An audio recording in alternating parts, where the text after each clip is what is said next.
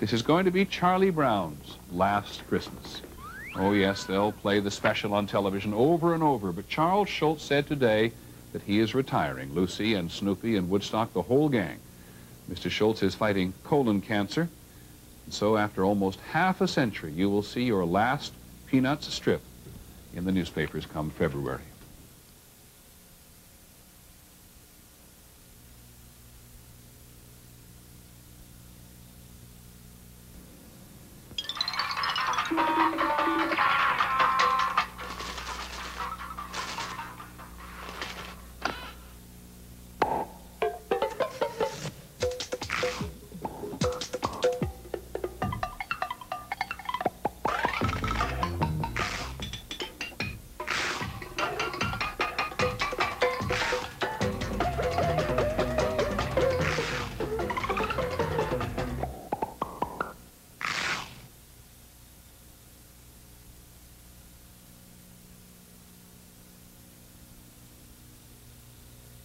Now you can knock out the fat in your diet.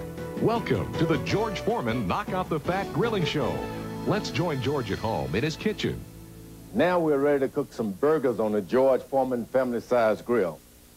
As you can see, it's easily open, the grill being hot. The idea is to load as many as you want for a big family. Now, these are just not your small hamburger patties. These are big George Foreman size hamburger patties. And the difference between this grill and our regular size is that we can actually fit 6 big burgers at a time.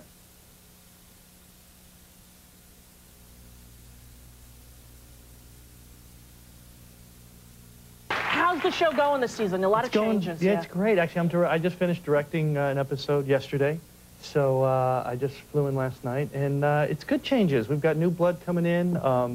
Gloria Rubin's leaving. We're sorry to see her go, but she's going to go off and become a backup singer for Tina Turner. I heard that. I couldn't believe it. Who knew she could sing? She's been on this show. She never sang. She sang once or twice. No, not like a big singing with a real song. No. Yeah, but she can sing. She's so she's going to go for a year and do a tour there, which is great. And Juliana Margulies, this is going to be her last year, which is, you know, she wants to go and do other things. Which, you know, we just want people who want to be there.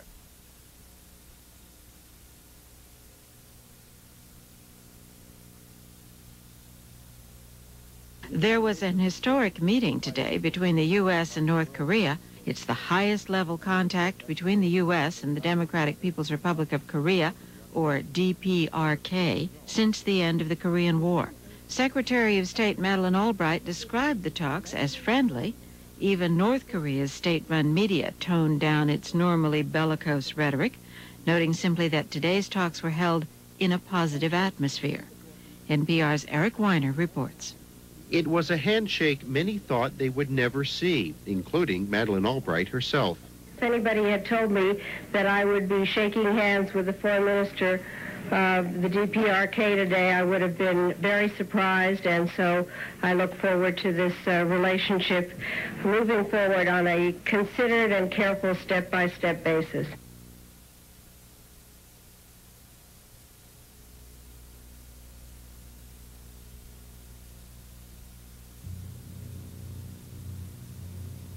Second to the right and straight on till morning. That, Peter had told Wendy, was the way to the Neverland. But even birds, carrying maps and consulting them at windy corners, could not have sighted it with these instructions. Peter, you see, just said anything that came into his head. At first, his companions trusted him implicitly, and so great were the delights of flying that they wasted time circling round church spires or any other tall objects on the way that took their fancy.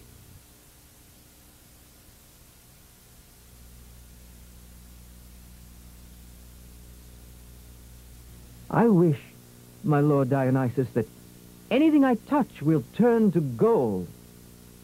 Dionysus just looked at him and smiled. Very well. Anything you touch will turn to gold. Look down at yourself. And when Midas looked down at his wet clothing, it had turned to gold from touching his body. He shook his hair, and the droplets of water shook out as droplets of gold. He thanked Dionysus and ran up to his horse and put a hand on the saddle, and it turned to gold. He touched the bridle, it turned to gold. He got up under the horse, his favorite horse, and said, "We shall have all the gold we want now." And he leaned forward and patted the horse. But the horse turned to gold. My horse has turned to gold, thought Midas. I cannot ride him any longer.